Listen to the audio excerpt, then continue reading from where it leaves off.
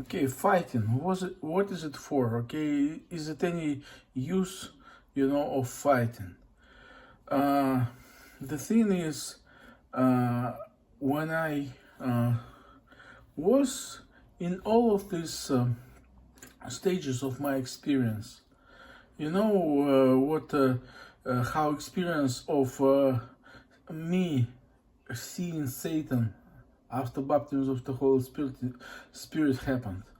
A guy who intimidated me up to my 20 years old, okay, called me on the phone, and he was very, very anxious, okay, and I kind of ripped before that, and within the experience, there was a moment when I kind of ripped off away my, so to speak, fleshly soul, that spirit that lives, or soul that lives inside the body. Okay, not you, the observer, but the kind of the dweller of the body, and they ripped away from the dark entity. Little did I know that that dark entity was rooted, channeled by that guy. Okay, his parents, his father is criminal, he went to jail. His father went to jail, and he was infected with that, and still is, I guess, with that entity. And for the entity to wicked entity to act strongly on earth, it must be connected to human will. So what happened was, when I was standing completely released in the spirit realm, okay, and the guy called and on the phone, and the entity moved in, and all the in couple previous videos, things I saw, this entity was eventually connected to that guy, okay, and I kind of he intimidated me when I was 6 or 7 years old. I don't quite remember, and I that puncture of my soul, that wicked breakthrough into my soul, or that stealing from my soul, that bad exchange that happened in my early years, like, and the baptism of the Holy Spirit was the reversal of all of it.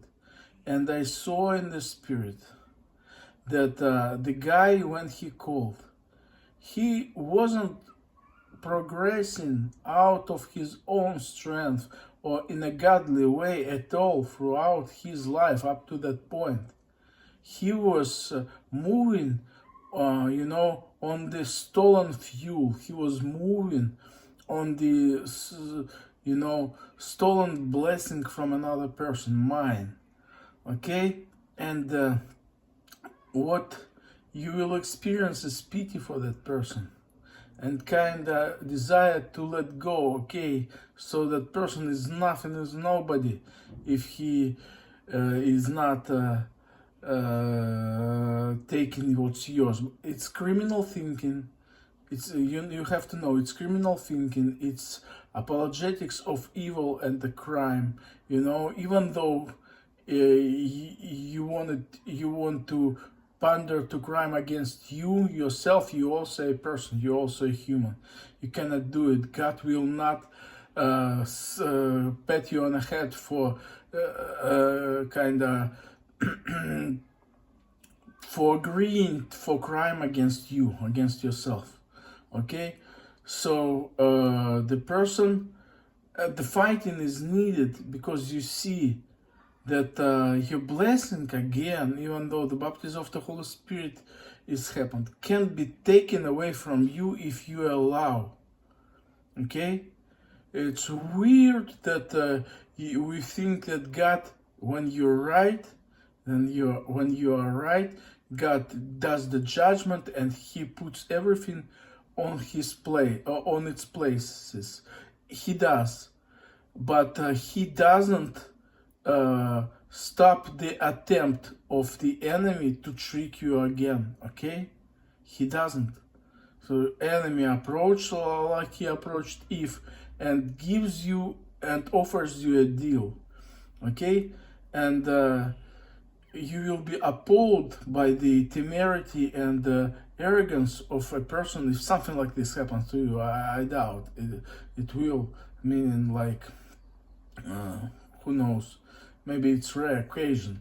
Okay, a person comes to you and wants back what's yours, to regain what's yours, and you took it back, and he wants to regain it. Okay, you have to protest and act vehemently against that, even though you understand that the person is nothing. He wasn't developing a normal human being throughout, like from 6 years old to 20 years old to 21, because his soul was a headquarters of evil, of Satan, and everything he got was or is stolen from other peoples, and you have to have no mercy on it, no mercy about it. Okay, just takes what's yours, and what happens to give that person to God's judgment. That's all.